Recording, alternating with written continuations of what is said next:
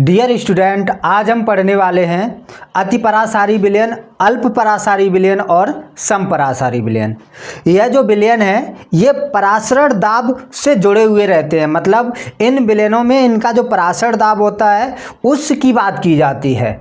और ये जो आज के हमारे टॉपिक हैं वो आप नाम से ही समझ गए होंगे कि हमारा जो पहला चैप्टर है विलयन उसी से लिए गए हैं। तो सबसे पहले हम बात करेंगे अति परासारी विलयन की। अति परासारी विलयन, तो यहाँ पर जो बात की जाएगी वो दो चीज़ों की बात की जाएगी, एक परासरण दाब की और दूसरे विलयन की।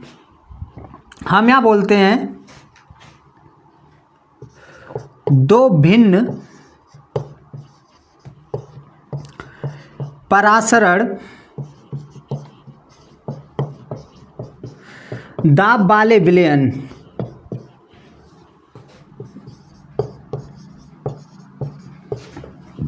में से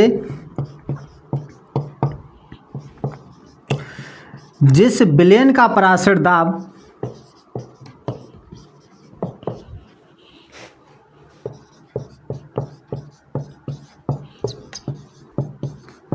अधिक होता है उसे ही हम क्या कहते हैं, अति परासारी विलयन कहते हैं। तो हम क्या बोल रहे हैं, दो भिन्न परासरण दाब वाले विलयनों का जिसमें से एक विलयन का परासरण दाब अधिक होगा और एक का कैसा होगा, कम। तो अब जिस विलयन का परासरण दाब अधिक है उसे ही हम अति परासारी विलयन कह रहे हैं। आप एक चीज़ याद रखना, हर एक विलयन जो है ना वो अति अल्प या समपरासारी नहीं हो सकता है। हम अति या हमारा अल्प या फिर जो समपरासारी विलयन है वहाँ पर ही हम मतलब मापेंगे या फिर वही विलयन होंगे जहाँ पर कहीं ना कहीं तक परासरण दाब का प्रभाव हो। अब जिन विलयनों में परासरण दाब का कोई प्रभाव नहीं होता वो हमारे नॉर्मल विलयन होते हैं, ठीक है ना। और ये जो हम अभी पढ़ रहे हैं ये नॉर्मल विलयन नहीं है। तो एक बात दोबारा से हम फाइनली बता देते हैं, हम बोल रहे हैं कि दो भिन्न परासरण दाब वाले, अब दो भिन्न कोई दो अलग अलग परासरण दाब वाले विलयन है। अब इन विलयन में से जिस विलयन का परासरण दाब कैसा होगा, अधिक होगा, उसे ही हम क्या बोलेंगे, अति परासारी विलयन कहेंगे। तो अति परासारी विलयन को आप ऐसे समझ सकते हैं कि जिस विलयन का परासरण दाब कैसा हो, अधिक हो। कैसा हो बेटा, अधिक हो, उसे ही हम बोलेंगे अति परासारी विलयन।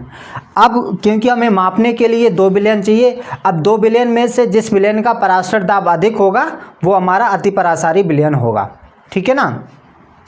आगे हम बात करेंगे अल्प परासारी विलयन की। अल्प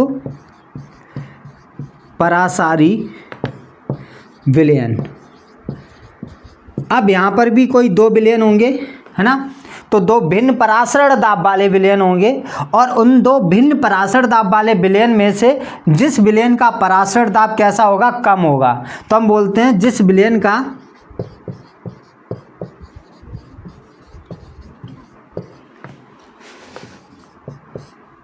परासरण दाब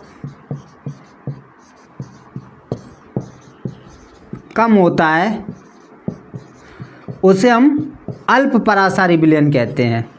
तो जिस विलयन का परासरण दाब अधिक होगा उसे अति परासारी विलयन कहेंगे और जिसका कम होगा उसे हम क्या बोलेंगे, अल्प परासारी विलयन कहते हैं। तो जिस विलयन का परासरण दाब कैसा होगा, कम होगा, है ना, उसे हम क्या कहेंगे, अल्प परासारी विलयन कहेंगे।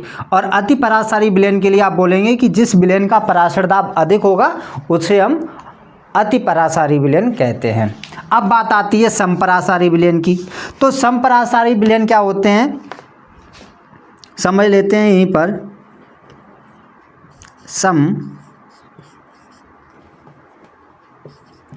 समपरासारी विलयन, अब समपरासारी विलयन हमारे कैसे होते हैं, यहाँ पर जो हमने दो विलयन लिए हुए हैं ये दो भिन्न परासरण दाब वाले विलयन हैं। जब इन दोनों का परासरण दाब समान हो, ठीक है, तो इसे हम समपरासारी विलयन कहते हैं। तो आप डायरेक्ट कैसे समझ लीजिए, जब दोनों विलयनों का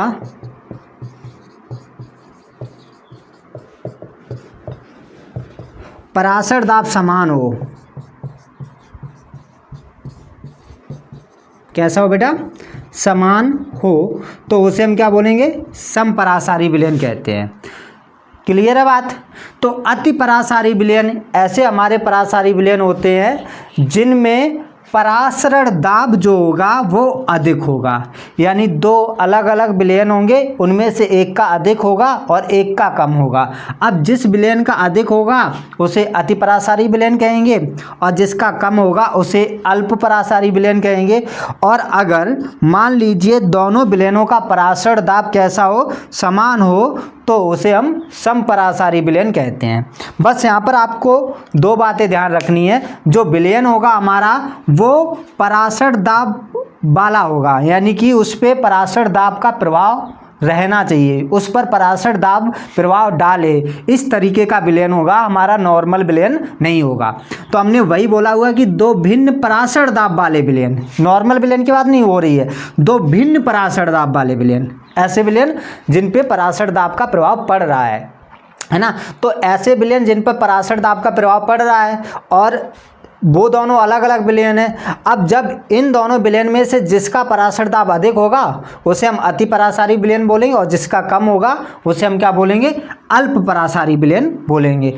अगर मान लीजिए इन दोनों का समान हो जाता है परासरण दाब, तो उसे हम समपरासारी विलयन कहते हैं। तो आज के वीडियो में आपको अति परासारी विलयन, अल्प परासारी विलयन और समपरासारी विलयन समझ आ गए होंगे। कोई डाउट लगे, आज का हम थोड़ा सा छोटा वीडियो रखेंगे, ठीक है, ज़्यादा लेंथी वीडियो नहीं करेंगे और कहीं ना कहीं तक ये वाला चैप्टर हमारा कंप्लीट भी हो जाता है। बाकी के वीडियो आपको पिछले वाले जो भी वीडियो आपको दिए गए हैं उनमें सारे के सारे टॉपिक कवर किए गए हैं। और अभी तक आपने हमारे चैनल को सब्सक्राइब नहीं किया है तो सब्सक्राइब कर दीजिए, क्योंकि अगला वाला जो हमारा वीडियो रहेगा वो कहीं ना कहीं तक न्यूमेरिकल को बेस्ड रहेगा, जिसमें हम केवल और केवल न्यूमेरिकल से रिलेटेड जो भी आपके फॉर्मूलाज होते हैं ना वो पढ़ने वाले हैं। क्योंकि जब आप न्यूमेरिकल करना स्टार्ट करते हैं तो न्यूमेरिकल स्टार्ट करते समय आपको बड़ी समस्याएं जब आती हैं, जब आपको फॉर्मूला नहीं पता होते हैं। तो फॉर्मूला कैसे रहते हैं इनके, है ना, साथ ही साथ में इनके क्या शॉर्ट ट्रिक भी रहते हैं फॉर्मूला याद करने के लिए, वो सारी बातें हम नेक्स्ट वीडियो में करेंगे। तो आप वीडियो को लाइक करके चैनल सब्सक्राइब कर दीजिए, जिससे अगले वीडियो की जानकारी आपको तुरंत मिल जाए। बाकी आज के लिए हम इतना ही रखेंगे। आप अपना ध्यान रखिए, पढ़ते रहिए और आगे बढ़ते रहिए।